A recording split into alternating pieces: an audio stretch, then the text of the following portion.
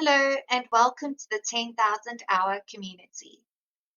Today we are covering flow control statements, which is Unit 3 of Introduction to Python on the Saylor Academy website. With only 7 more units to go after completing this one, we're going to get our first free certification. If you are watching this video as part of our series on the basics of Python, you can skip this intro by checking the timestamps in the description. For those who are new, I would like to welcome you. We are committed to providing truthful and thorough education in Python code and Web3 learning. Unlike other channels that claim you can learn the basics in a few hours, we've demonstrated that mastering just the fundamentals takes at least 31 hours of dedicated study. As part of the community of truthers, we pursue free knowledge and integrity. And in support of that vision, you can access all the tools to learn, code, and get certified for free. At the time of recording this video, you will find 4 playlists that will help ease your learning journey. By the time you're watching this, there might actually be more because, well, we are the 10,000 Hour channel. But this video is actually part of our revision in our series of Step 1 Python Basics. We also have a Step 2 series on Intermediate Python. We have a series on Web3 coding where we've already started applying what we've learned directly to Web3. I hold an LLB degree, so naturally we have a series on the Web3 legal framework. And lastly, I have another YouTube channel which has study and coding music. As you can probably tell, I enjoy my music a lot. It is a new channel, so if you would like music that will help you focus or study or work, you can check it out and give my channel some support. Without further ado, let's dive into today's unit.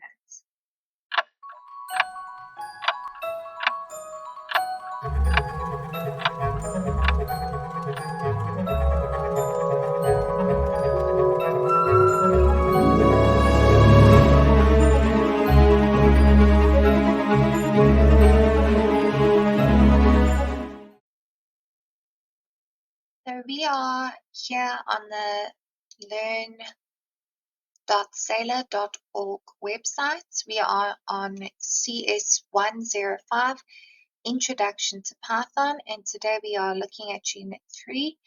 So remember, I hope you've done your exercise for Unit 2. That counts towards practice and also ensuring that you understand everything. So this unit is about input and flow control statements. If you have mastered the previous units, you now have the ability to put together a series of sequential Python instructions capable of performing some basic calculations. You also have the ability to format those results and output them to the screen. This unit covers program flow control, which is necessary for programs to make decisions based upon a set of logical conditions. Your knowledge of relational and logical operators will be pivotal for applying a new set of Python commands that will enable you to control your program's flow. We will also introduce the input command so that the keyboard can be used to input data into a program. So upon successful completion of this unit, you will be able to explain the differences between program initialized variables and user input variables. Write a program that will take string and numerical data from the keyboard. Write conditional statements using logical operators. Write for loops and while loops while using logical operators and the range function for flow control. And explain how break, continue, and pass statements are used in loops. Reading data from the keyboard. The input command is necessary when we want to obtain input from a keyboard. So far, variables have been initialized or assigned values within a given Python script with commands such as a equals 3, b equals 27, c equals a plus b. It is often the case that a program requires keyboard input from the user to perform its function. This is exactly what the input command is for. This instruction can output a message and the program will wait for the user to input a value. Try running this command in the Replit run window. So let's just open up Replit and I'm going to go with Python with prybar.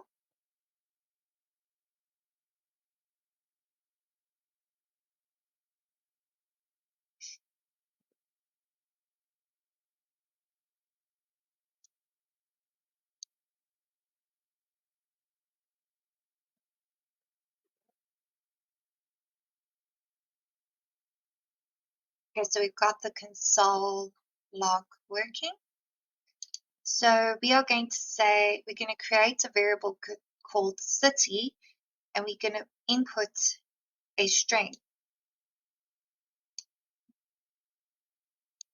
So let's do that over here. Let's clear all of this code and we're going to say city equals input. And the example that they give us is enter the name of the city where you are located. And then we're going to print city and see what happens. So let's run the code. So it's printed the string. You should be aware that the input function returns data of type string, that is string data. If numerical data is required, an extra step must be taken to perform a type conversion using either the int or float commands. So in this case, let's just see here. We have temperature string equals input, which is basically a string. Then we can print it like it will print the statement. It will give us the type.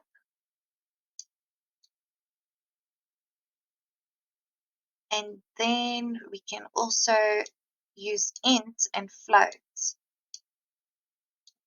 to, let's just see here. So I'm going to paste that and run the code.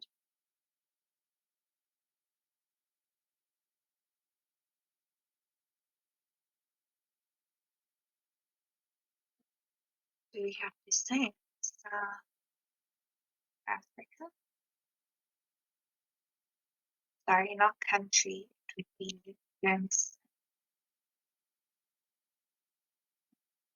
So you see here it prints Germiston for us because I wrote Germiston there. If we enter the temperature, well, it's quite cold. I'm going to say 10.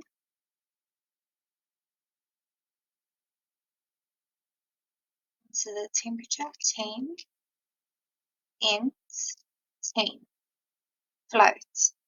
So in our first example, it was a string because we didn't use any conversion. Next to input, it just says input. But here, when we put int, it gave us the type integer.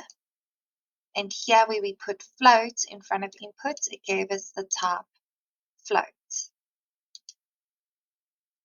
The variable names have been chosen to emphasize and distinguish between their data types. The input command offers the convenience of creating user-defined values within a program. At the same time, it is important to make sure the input value's data type matches the intended use of the variable. So if you're going to need this information to do sums, for example, or mathematical calculations, you should probably make sure that it's going to return as a number, whatever the input is from the user. So let's have a look here, because I think that's just a summary.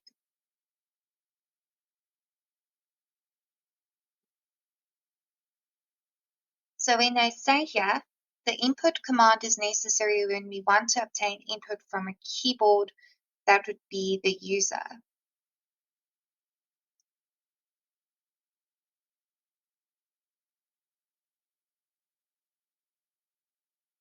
So I'm going to read further down here.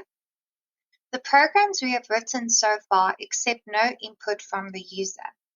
They just do the same thing every time. Python provides a built-in function called input that stops the program and waits for the user to type something. When the user presses return or enter, the program resumes and input returns what the user typed as a string. In Python 2, the same function is called raw input. For getting input from the user, it is a good idea to print a prompt telling the user what to type. Input can take a prompt such as an argument. So we have your name equals input. What is your name? What ... is your name?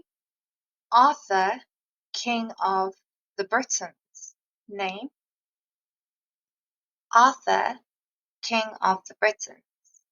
The sequence /n at the end of the prompt represents a new line, which is a special character that causes a line break. That's why the user's input appears below the prompt.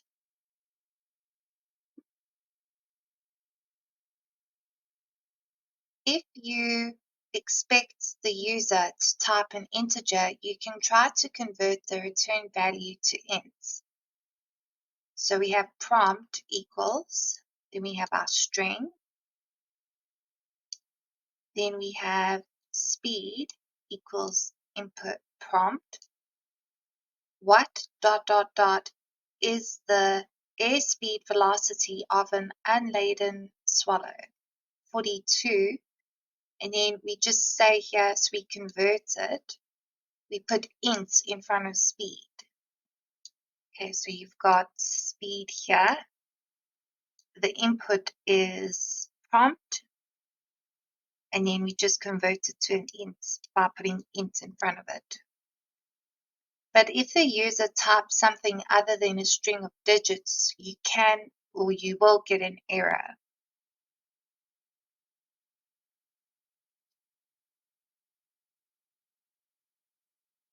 We will see how to handle this kind of error later.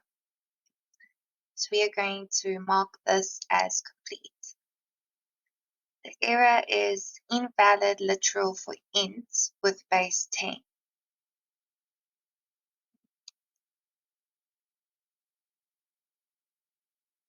(3.2) Using conditional statements. If, else, and elif statements. For those of us that have watched the beginning of this series in step 1, we've already done if, else, and elif statements. So this is basically revision. In many circumstances, when we write a program, we need the ability to check conditions and change the behavior of the program accordingly. Selection statements or conditional statements give us this ability. So, for example, if my class average greater than 1, note the column here, then if that is true, it will print, I passed the class, hooray. If this is not true, if my class average is not greater than 1, then it will print the else statement, which is bummer. I will have to retake this class. Consider another code fragment. We have integer, so we're converting all of this into an integer. And then we have an input. There's two inputs, enter an integer value, enter another integer value. So the user will have to basically input two integer values, and if x is greater than y, it will assign x to a, to the variable a. If this is not true, because the code runs through this per if statement, if x is smaller than y, then a gets assigned y. If none of these are true, in other words, they are equal, then it will print they are equal. In this example, we also have two inputs for an integer value, and we've converted both the inputs to the int type. And then we say here, if x greater than y, colon, and then it says / conditions, evaluated to a Boolean value, true or false. Is this a type of comment in the /? Let's test it. Let's see.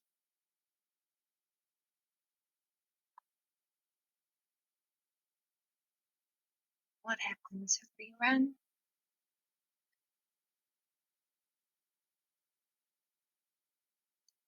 It's giving us an error. Invalid syntax. Yeah, I don't understand what this / conditions is.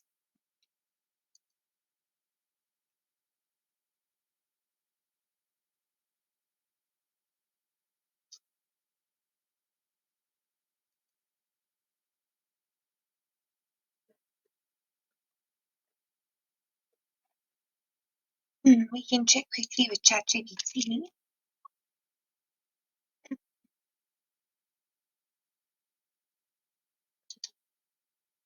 What is conditions in this example code? And it is Python. I'm going to zoom in for you guys.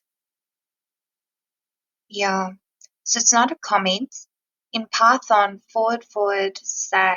is not used for comments or conditions. Comments are made with the hash symbol.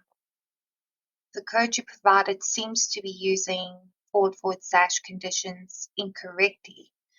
So we can fix that by actually putting this as a hash. In other words, it's just a comment. It's not the code to actually run this. There's nothing to run here.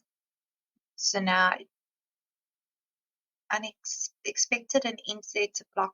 Another thing is don't forget your indents. And we learned that especially when we were doing learnpython.org. We need to remember our indents. So let's try that again. And always read your errors. So now the code's working. We've indented the A's. So now we can enter any two integers. I'm going to put 5 and 10.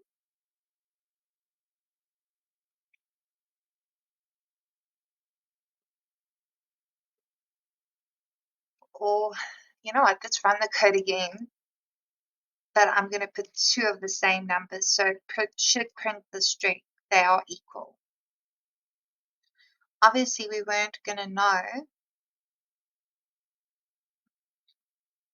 if it was X or Y because we didn't print A. So we can also just underneath here, we can just say print A.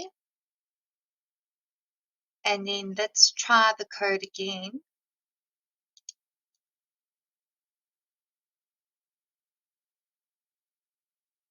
But this time, let's try smaller than numbers or different numbers. So in this case, X is smaller than Y, so A should be 9. Okay, if X is smaller than Y, so we made X 5 and we made the other integer value 9. So X is smaller than 9, or 5 is smaller than 9. So A becomes Y, which is 9. If we type the following commands in the Python shell, we will get the responses in purple. Yeah, so these are Booleans. We know about that. We covered that in our previous topic or our previous unit.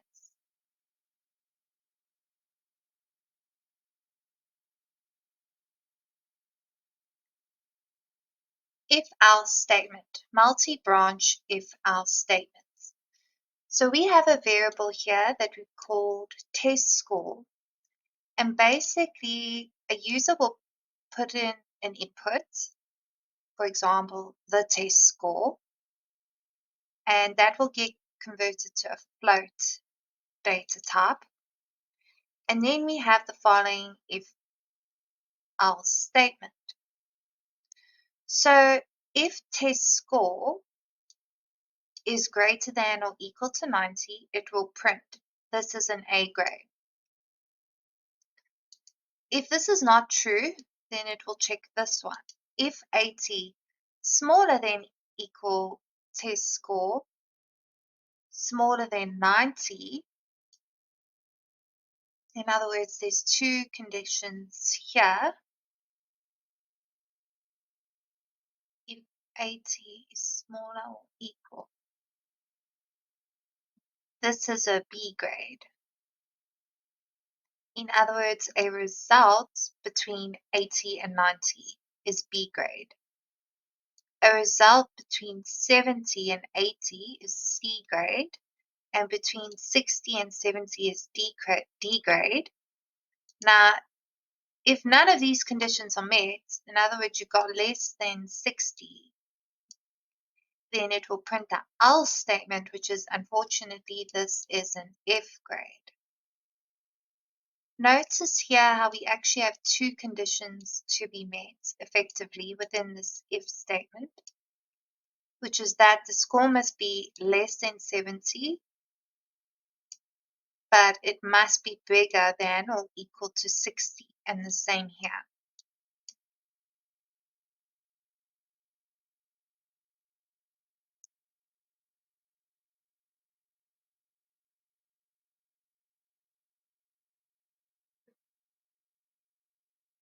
Mhm.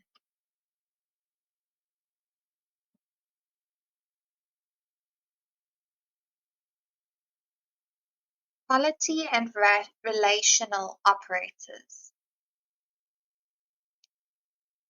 Equality operators.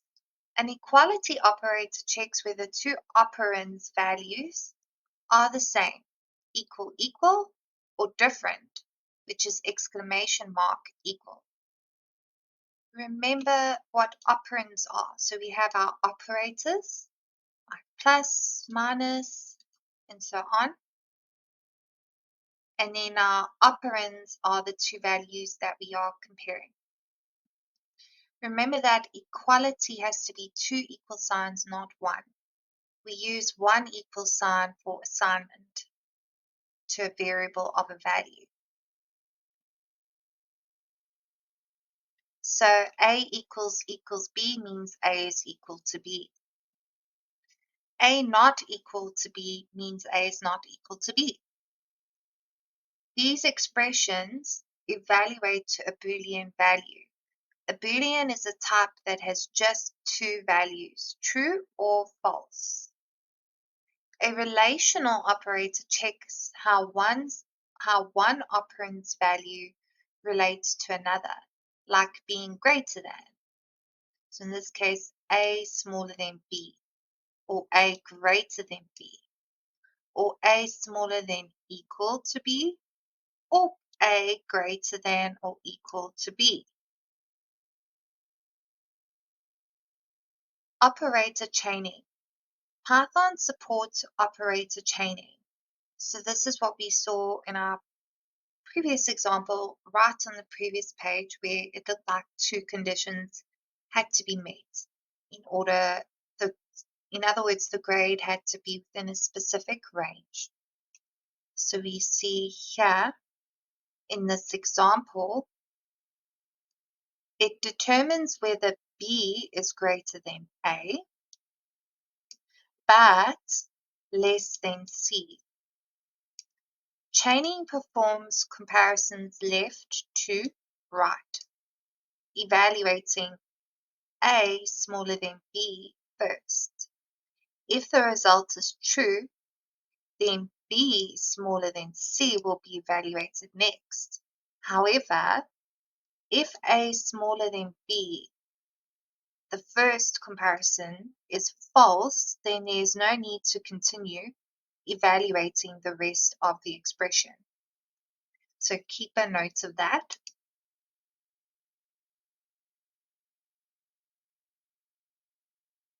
A branch's statements can include any valid statements, including another if-else statement, which are known as nested if-else statements. So if grade is greater than or equal to 90, then we're going to consider the following factors. So we'll first check if it's less than 93, in which case it would print that as an A minus. If it's not less than 93, meaning it's a higher mark, we're going to check, and this is these are all nested within this if grade greater than equal 90, because look at the indentation. It's all within this if statement. Otherwise, it's going to check if the grade is bigger than or equal to 97, in which case it will print that's an A plus. Else, it will print that's an A, or else it will print not an A grade.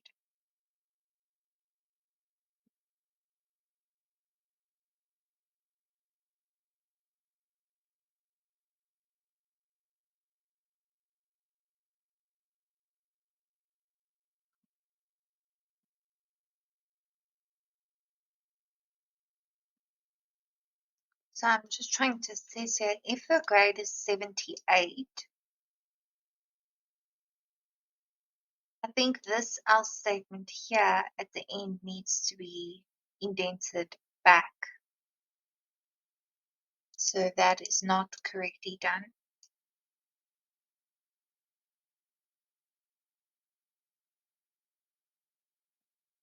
So it will print not an A grade. Why? Because a grade of 78 is not bigger than or equal to 90. So it's most certainly not going to do this if statement. It's not going to do this one. It's not going to do this one, okay, because it's not greater than or equal 90. So that means it has to do this one. If the grade is 95, well, we know that it will give us that's an A. Because remember, these two if statements here only evaluate for smaller than 93 or greater than equal 97. 95 doesn't fall within either of those, so it's going to default to this one.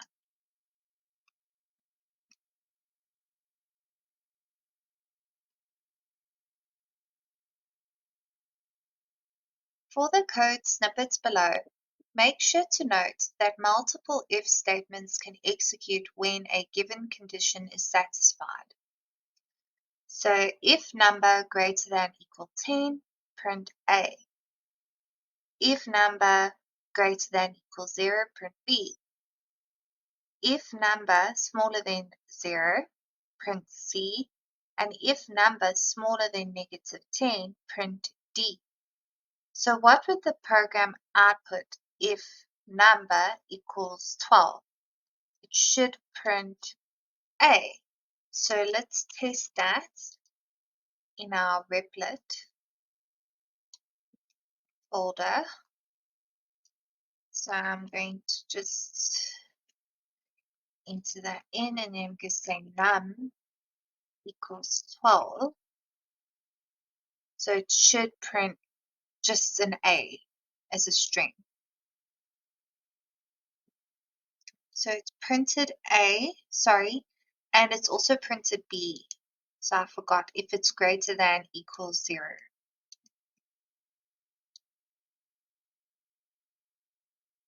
Then in a similar example, what would the program output if num equals 1? Well, 1 is not greater than equal 10. Okay, 1 is greater than equal 0 because it can be greater than or equal. So it would print B. 1 is not, so these two don't apply. It's not smaller than -10 and it's not smaller than 0, so it should print B. And we can again just check that. So we're going to say num is 1, and we're going to run the code, and we get the answer B.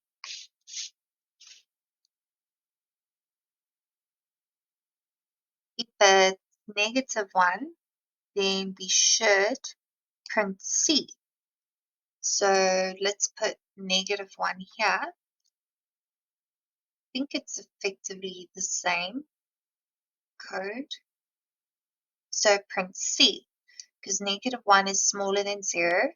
It's not smaller than -10. When you're working backwards or in negative numbers, think of a number line. So you've got 0 and then you've got 1. 10's all the way over there. So 10 is actually smaller. Or think of it as a fraction, right? Where, especially when you're starting to go that way, meaning you're breaking things down, you're going below a 0, you can have 1 of a 10, or you can have 10 little, lots of 10 little pieces. What's going to be bigger at the end of the day? It's going to be the -1, not the -10, because the -10 is even more broken down, if that makes sense. If we say -12, then it's going to print D. Remember, 12 is going to, -12 is going to be smaller than -10.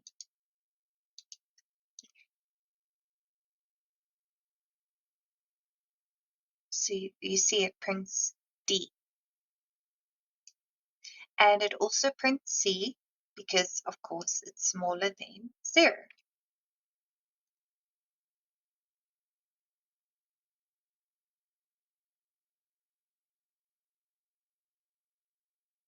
Boolean operators and expressions. A Boolean refers to a value that is either true or false. These two are constants in Python. We can assign a Boolean value by specifying true or false, or an expression can evaluate to a Boolean value. Okay, so just remember these are the two ways it works. We either use an expression to see is this true or false, or we can actually assign it a Boolean value by saying X is true. The Boolean expression A and B is true only if A and B are true.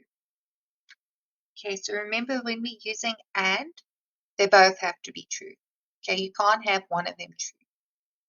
For the whole expression to be true, it can't be a part lie, if that makes sense. It can't be partly false.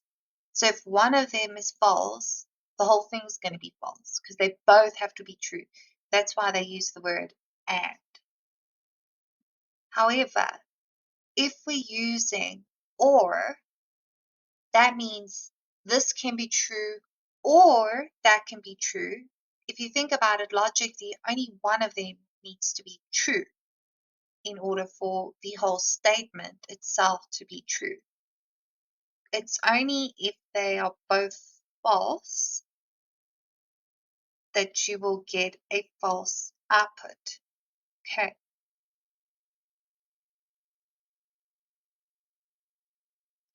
I think it's the unit 1 of the Saylor Academy, especially the test that has but not just a test, but it has a lot of exercises for practicing these operators. So it's unit 2. So it's probably a good idea to practice those if you do find it confusing. Okay, and then we know that not, basically, if A is 8, okay, we know that A bigger than 10, or in this case, 8 is greater than 10. Is that true or false? It's false. But by using not, it becomes true. Okay, consider the following code fragment.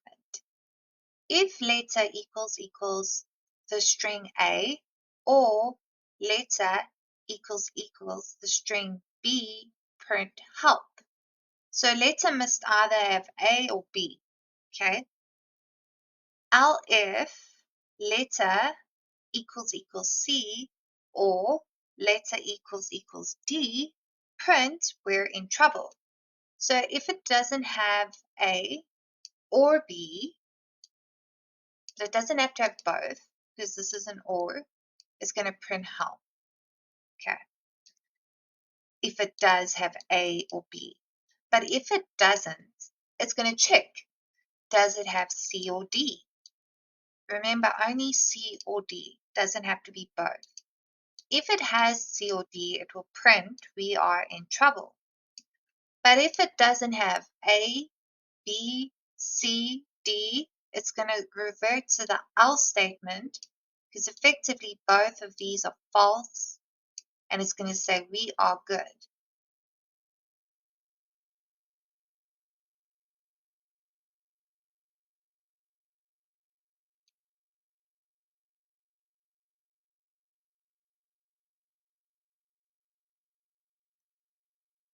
I see we actually are doing quite a bit of revision here. Remember our order of operations, or PEDMAs? So parenthesis, brackets first, then exponents, division, multiplication, addition, subtraction. Okay, so if you did basic maths or just maths at school, you know that you always do your brackets first. And normally addition and subtraction is last. Now, we need to keep this in mind when we're coding, especially if we're going to be doing maths, right? Where maybe you need the addition to be done first before you multiply by something, you're going to have to use brackets. Because otherwise, if you don't, the addition's going to be done last, and you're going to get a totally different result. So these are the orders within which operators are evaluated, okay? And you can see here, this has the highest precedence, the brackets.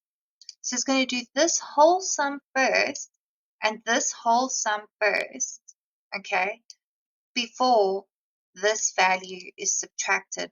Sorry, this value is subtracted from this value.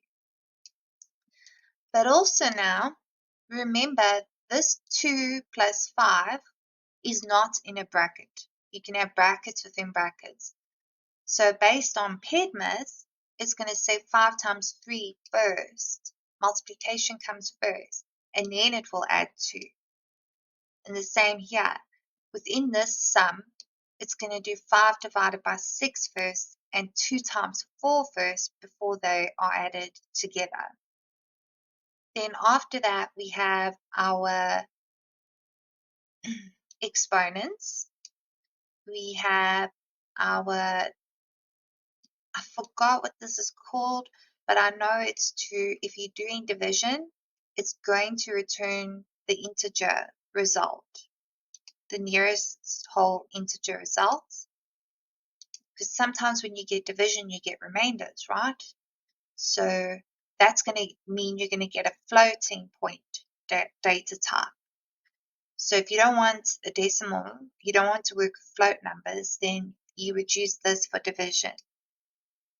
This single forward slash is division, but it will give you a remainder if there's a remainder. We have the modulo operator, multiplication, subtraction, addition. So these are all the arithmetic operators that we've learned about. And remember, they have their own order. So brackets, exponents, multiplication and division, and only at the end, addition and subtraction. After our parenthesis and our arithmetic operators, we've got our comparison operators. Is it smaller than, equal, greater than, not equal? So those come next. Think of booleans. So basically think of it like this. Brackets are always the most important, right? And then we know think about your maths calculations. So that comes second. Within your maths calculations, you have PEDMAS. After your maths calculations or your mathematical operators, think Boolean. So I would start off first with just your normal, greater than, smaller than, equal. And then after those, you get your not, your and your or. Okay.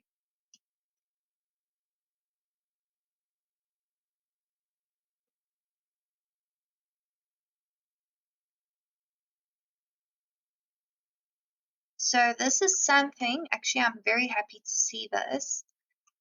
When we were doing learnpython.org, we didn't get to in and not in. And I must admit it was a little bit confusing for me. So this is going to explain it to us. Membership and identity operators. Quite often we need to check if a value can be or cannot be found within a container, such as a list or dictionary. In and not in operators, known as membership operators, can help us. So we have an input here, which we're asking the user to enter an integer, and we're converting it to an integer. Then we've got, and that's within a variable, we've got another variable called my container, and that's basically a list of integers. So if num, which is whatever number our user decides to put in, right, is in container, so notice just the in keyword, then we print, found it, it is in my container. Else, print, nope, it is not in my container. So we can test that.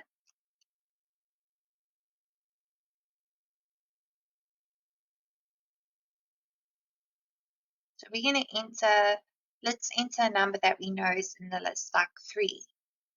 So now it will say found it, it is in my container. So that is basically a membership operator. We have another example here where we are going to enter a name. And then we have a dictionary. Remember, our dictionary is our curly brackets, okay? And these are your keys, and these are the values assigned to your keys, okay? Notice here how Maria, Anna, Jack, they're all in strings, okay? If name, so let's say Maria is logging in, okay? If name is in this dictionary over here, if Maria is in there, then it will print found it corresponds to. And then we have my name's container name. Else print no such name in the container. So we can try that too.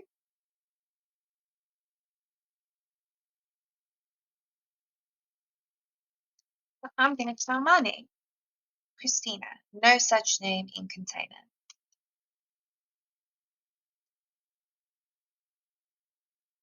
Note that the keys are matched, not the values.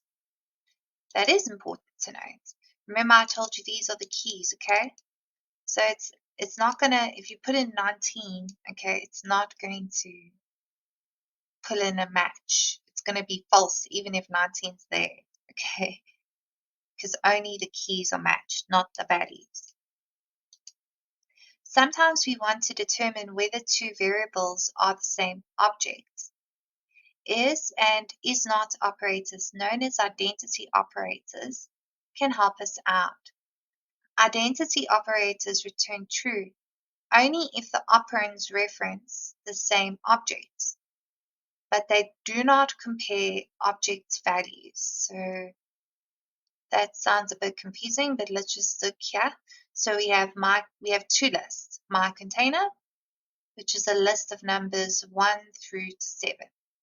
We have other container, which is a list of numbers 9, well, 1 through to 9, but it's going backwards. So it's 9, 8, 7, and so on. Then we've said A equals my container, B equals other container, A equals B. If A is my container, print A is my container. Elif A is other container, print A is other container. Else print I have no idea what A is. Well, it looks like we've changed A to other container. So I think it would be true, but let's see.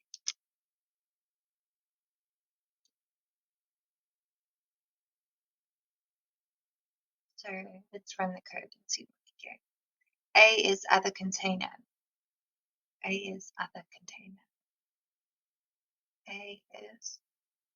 So if this is false. If A is my container. Yeah, A became over here. The moment we assigned it to B, it became other container.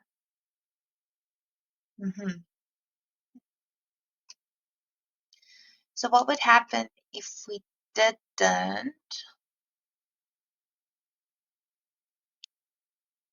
say A equals B? I don't know. A is my container. Well, yeah, it is. Okay.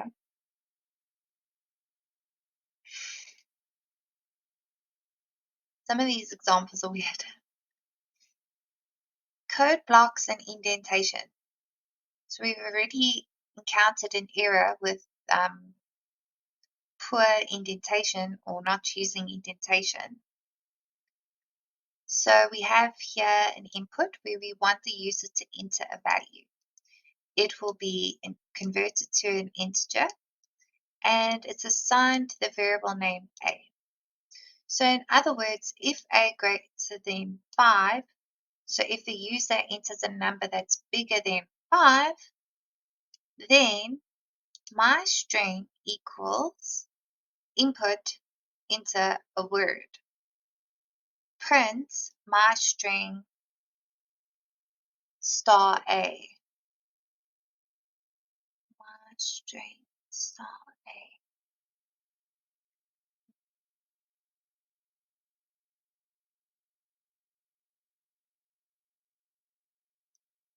Else my num equals int.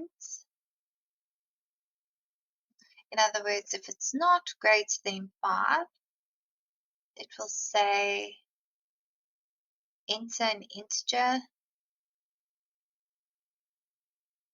print my num minus a. Print that's it. Let's copy and paste that.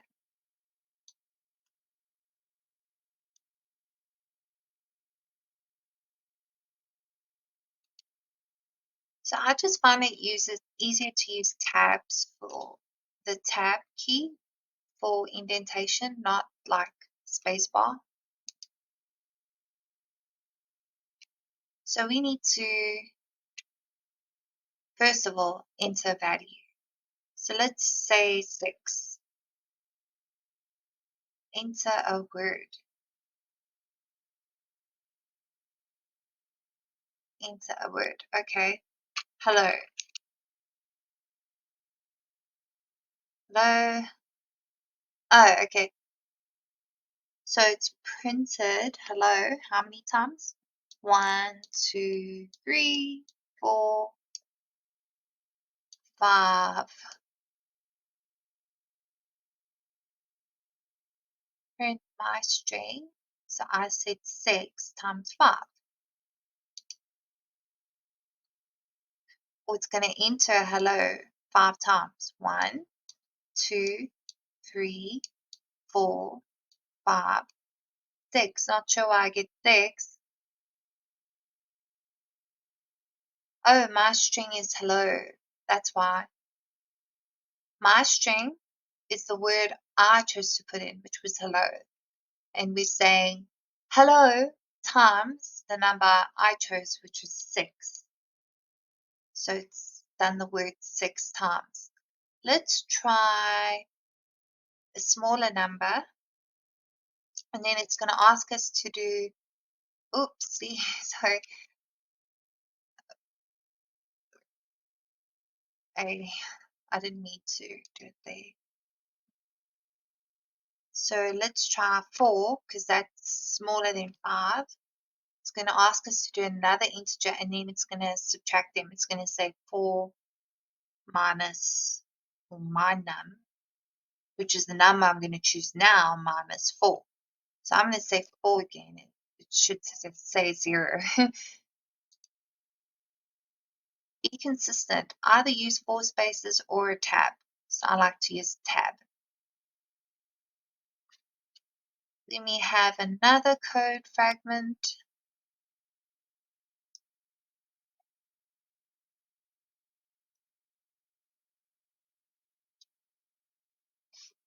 Yeah, that's basically the example we've done.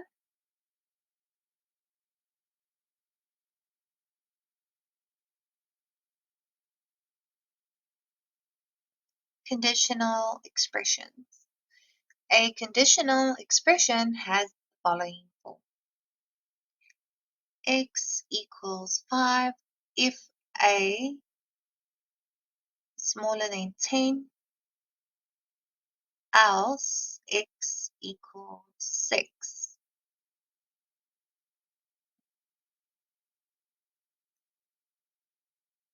So let's just get an explanation. Can you explain this conditional expression to me? So from what I can recall is that there's sometimes, like for the sake of writing less code, I suppose, you, instead of having like multiple lines of code, sometimes you have something as simple as this example over here, where you only really need to use one line of code. So they have it in JavaScript. It's just a simpler way of writing it instead of using the indentations and the new lines. You notice in this example, there's no string. So it's just it's very simple. You don't need like a whole block of code.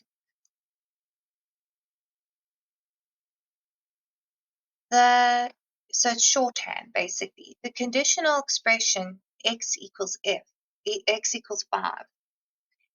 only, as I understand it, if A is smaller than 10. No, actually, let's just read this. X equals 5. If A smaller than 10, else X equals 6. In Python is a shorthand way to assign a value to a variable based on a condition.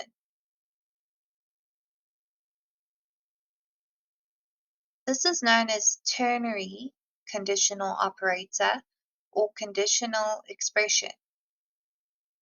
So X will equal 5 if A is smaller than 10. If this is not true, then X is 6. A smaller than 10. This is the condition being evaluated. If A is less than 10, the condition is true, and if it's true, then 5 is assigned to X. If the condition A smaller than 10 is false, then basically 6 is assigned to X. So the expression can be read as set X to 5 if A is less than 10. Otherwise, set X to 6. Brilliant.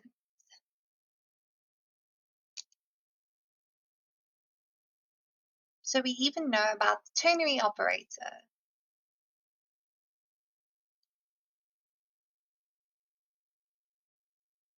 Using while loops. Loops are necessary when we need to perform a set of operations several times. The first type of loop we will discuss is called the while loop. The while loop checks a logical condition like the if statement. If the condition is true, the code inside the while loop will execute until the condition being checked becomes false. So we are going to have an input that asks the user to enter the number 10. Remember the integer here at the top or in front of the input. Then we're going to say, let's say for example, so we want the user to put in the number 10. But maybe the user does 8, then 7, then 6, then 5. We need it till the number 10 is entered. We basically need to create a loop till the condition, right, becomes false. So what we're going to do is we're going to say while a value is not 10, it's going to print your input value is not equal to 10. Please try again.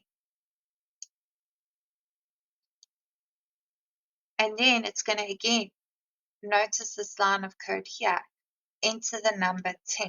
So it's going to ask, you need to put that input again to try and get the result again. So while, and then otherwise it will say, thank you. Okay, print you entered a value of 10. So let's test it.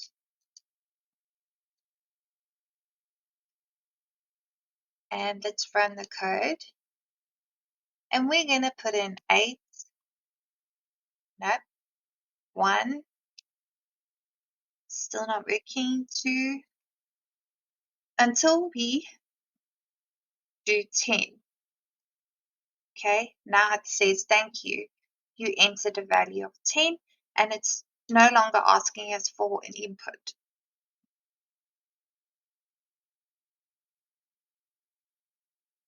So every time it wasn't a value that was equal to 10, it was true because we're using not equal. Okay, that's the logic in the while condition. But then the moment it is 10, well, 10 not equals 10 is false. So then it prints this. It says thank you. This while loop checks to see if the value input was equal to 10. If not, the while loop will continue to execute the indented code until a value of 10 is input. The syntax rules are similar to those of the if statements. The logical expression following the while must end with a colon. So we see that over here. The code to be executed if the logical condition is satisfied must be indented. So we see here it's indented. Indentation is how Python knows you have a group of commands inside the while statement. Indentation can be accomplished in Replit using the tab key. In the Replit editor, this is equivalent to typing 2 spaces. Some Python editors prefer 4 spaces for indentation. Make sure you run the examples provided in Replit. When we execute the code within a loop over and over again, the process is known as iteration. 2 types of loop in Python. In Python, we have 2 types of loops. The while loop, which executes a block of code as long as the loop's expression is true, or a for loop. A counted loop executes a block of code n times. So for example, for variable in container, then you have your loop body, statements to execute after the for loop is complete. Notice we've used in here. Okay.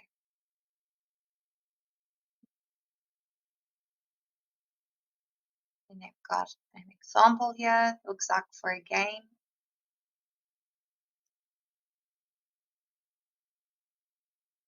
Let's talk about while loops.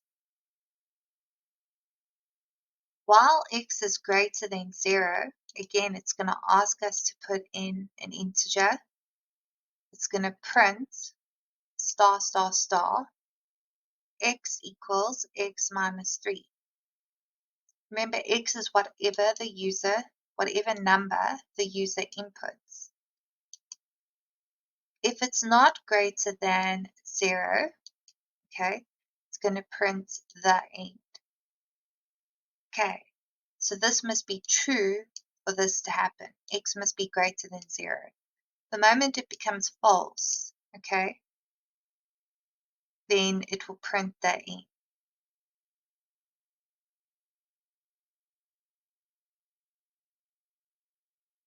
Each execution of the loop body is called an iteration, and looping is also called iterating.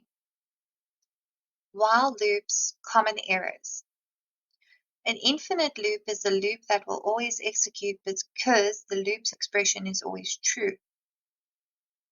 A common error is to accidentally create an infinite loop by assuming equality will be reached.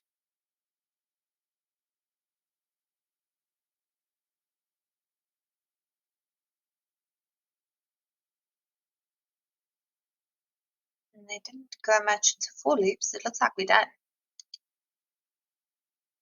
Next.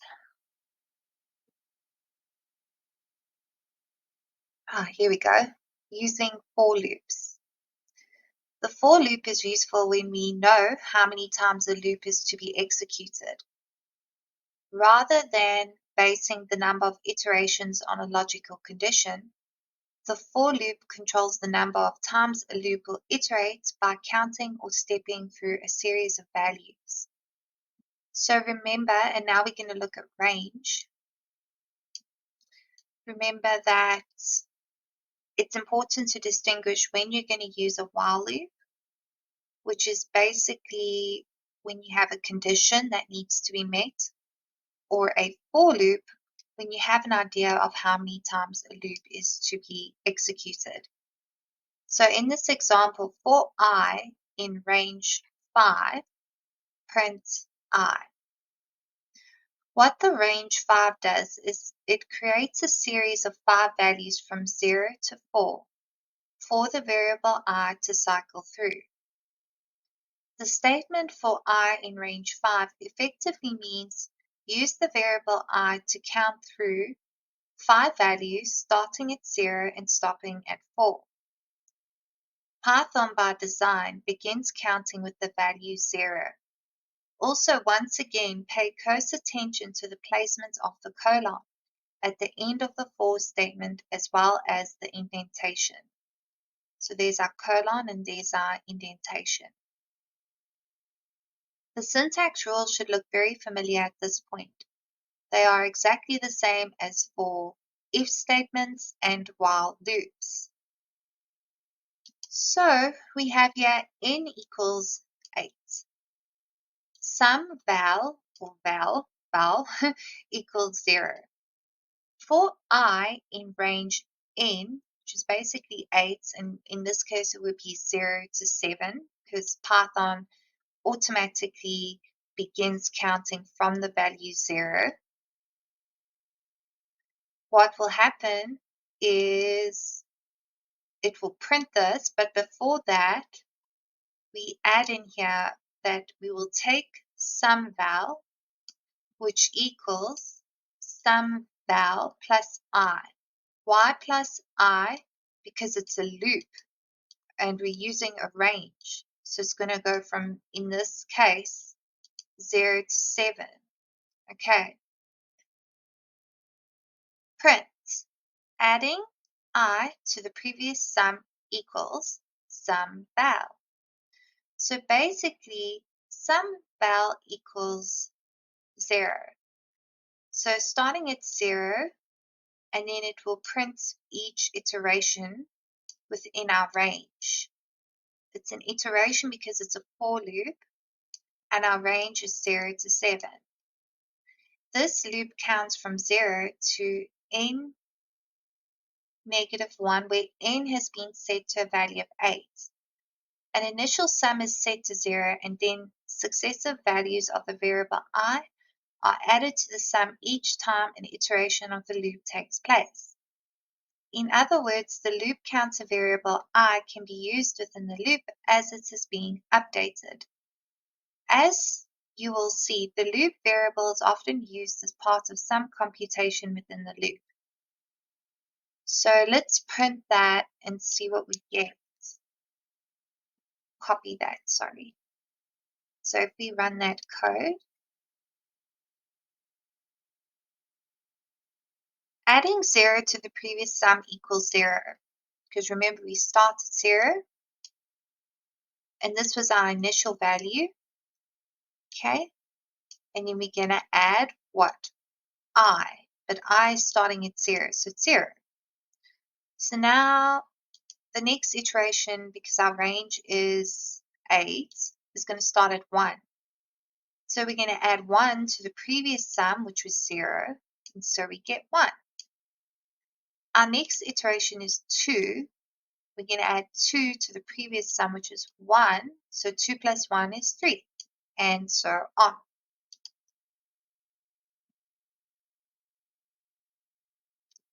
Here is an example of how powerful Python can be when using a for loop to cycle through a series of values.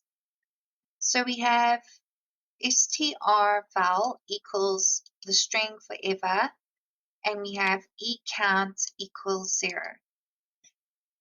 So we're going to say for letter in strval, if letter equals e, then we're going to take count, which remember starts at 0, and we're going to add 1. Print the letter E occurred, and then our count value, which is count plus 1, times. So it's going to keep checking for the letter E, and we should get 2.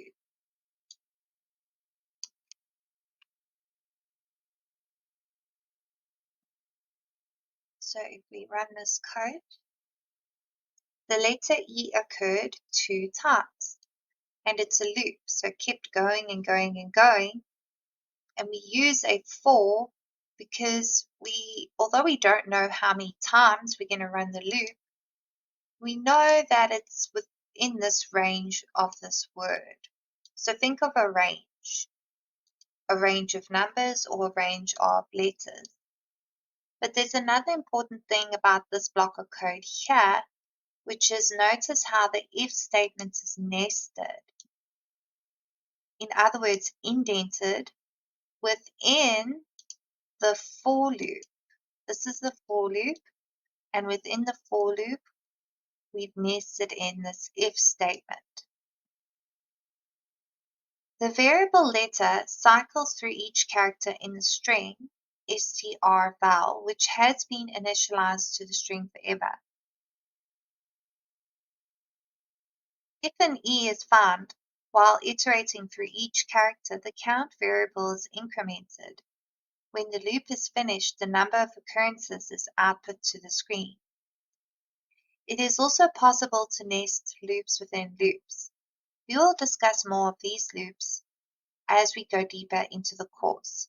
For now, run this code in Replit. So we have two variables, m and n. M is 4, n is 3. For I in range m, in other words 0 to 3, and it looks like for j in range n, print I equals I, j equals j.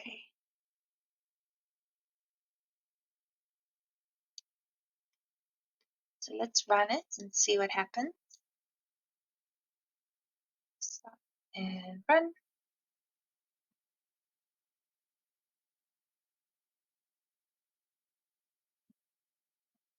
So you can see our biggest number is 3.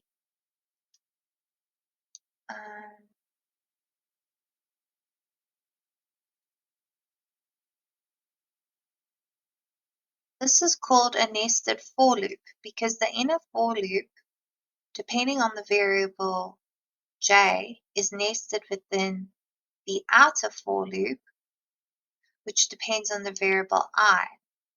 This should be clear from the indentation of the inner loop with respect to the outer loop. For each indentation of the variable I, the variable j cycles through all of its possible values, which depend upon range m. In order for I to be updated to its next value, the inner loop must iterate through all of its values. Make sure you can relate the program output shown the screen to how the nested loop iterates through its values. After you watch the video and test the examples in Replit, visit the file in the while loop section and read through the section on for loops. Make sure to practice the for loop examples in Replit. Let me just check here. Okay, so we are going to play this video.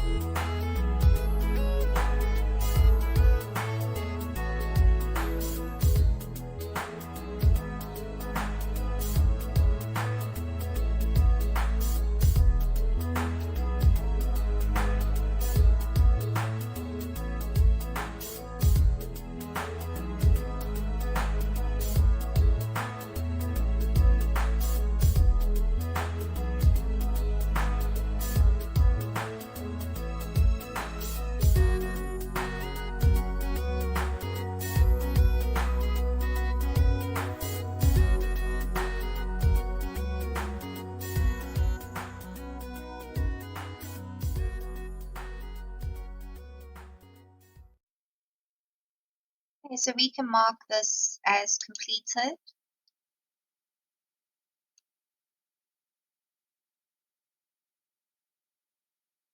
Break, continue, and pass statements. Sometimes it is necessary to exit a loop abruptly when a certain condition is met. The break statement is sometimes useful for such an application. Consider this code. So we have, similar to our previous example, strval equals a string forever. For letter in strval, if letter equals E, break, the letter E has been found. In this case, the break statement terminates the loop if the character E is found in the strval string. On the other hand, encountering a given condition within a loop may require skipping over a set of commands and effectively fast forward to the next iteration. The continue statement is useful for these applications. Finally, the pass statement within a loop is a null statement that does nothing. It is sometimes useful when placed in a program where code is intended but has not yet been written. Read this page and practice the examples. So again, this is revision for those of you that have done the earlier videos on learnpython.org. But do you remember how the pass was useful for us to print? It was in our exercise to print even or odd numbers. So in the case where we wanted to print even numbers, we would pass over the odd numbers. The break statement. The break statement is used to break out of a loop statement. In other words, stop the execution of a looping statement, even if the loop condition has not become false, or the sequence of items has not been completely iterated over. So remember, for a while loop, it will keep running for as long as it's true. Or in the case of a for loop, it will keep running until the sequence of items has been iterated over, whether it's a list of numbers or a sequence of characters or letters. An important note is that if you break out of a for or while loop, any corresponding loop block is not executed. So any code after that, if that's within that loop, won't be executed. While true, S equals input, so we want someone to enter something. If S equals quit, then break. And then we print the length of the string, len, and then in brackets S. Will basically give us the number of characters in whatever string.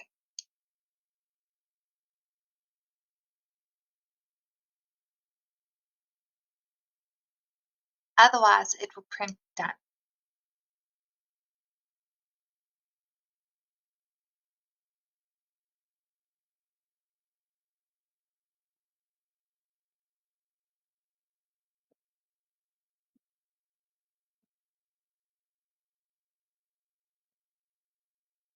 So we can test this example.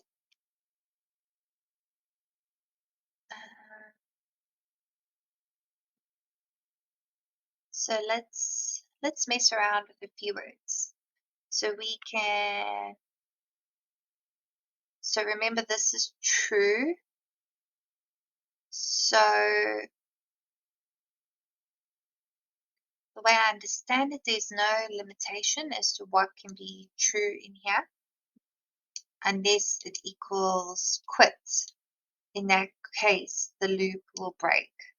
So we can say, I love Bitcoin, and it will basically print the length of the string for us. So the length of the string is 14. What about BSV 10,000 hours is awesome. And it's going to still give us the length of the string. But if we say, let's check if it's case sensitive. If we say quit, notice how it's case sensitive, so it didn't break the loop.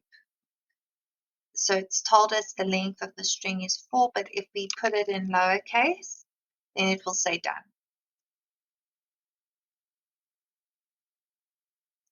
In this program, we repeatedly take the user's input and print the length of each input each time.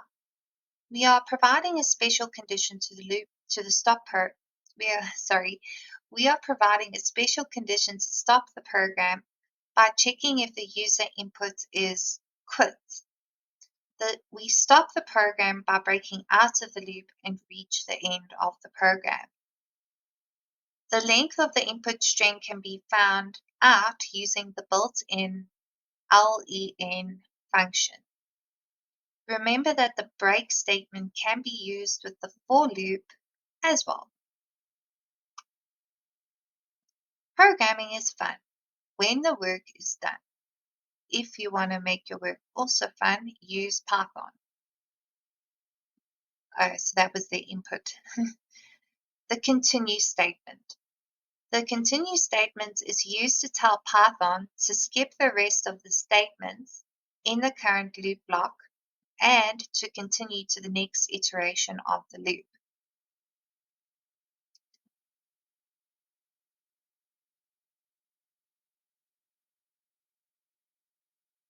So while true, S equals, so we're going to put in our input.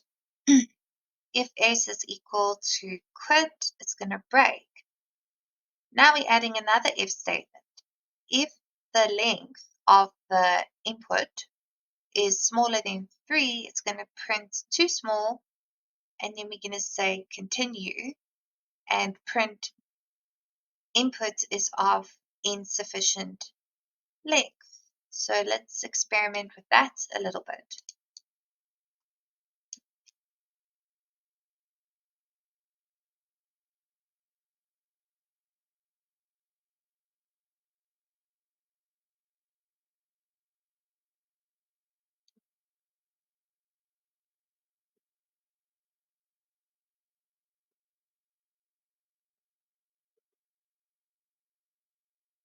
So let's start with no. So it's not equal to S, so it's not going to break out of the loop. But at the same time, the length is smaller than 3. So it's telling us that its input is of sufficient length. No, sorry, too small. It's printing too small. Okay, so now if we say something like hello, it will say that the input is of sufficient length, okay? But that's it, we haven't broken the loop. So if we say quit, then the loop is finished. It's not doing anything anymore. It's not asking us for any more inputs.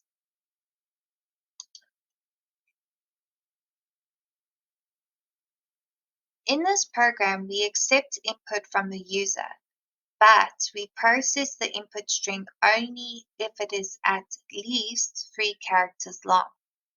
So we use the built-in len function to get the length, and if the length is less than 3, we skip the rest of the statements in the block by using the continue statement. Otherwise, the rest of the statements in the loop are executed, doing any kind of processing we want to do here. Note that the continue statement works with the for loop as well. Summary. We have seen how to use the 3 control flow statements, if, while, and for, along with their associated break and continue statements. These are some of the most commonly used parts of Python, and hence becoming comfortable with them is essential. Next, we will see how to create and to use functions.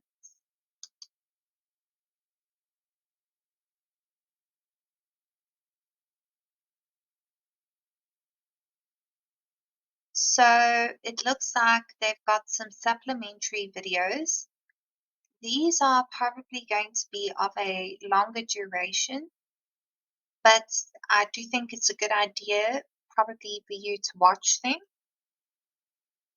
especially as part of our vision.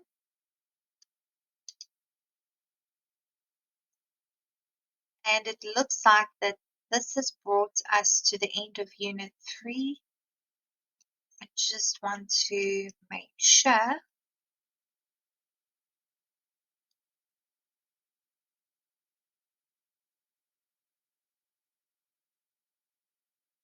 There's also a study session review. So, yeah, those are also quite long, about an hour if you want to watch that. Remember, you need to, but I'm sure you have by now, you need to register an account for Saylor Academy.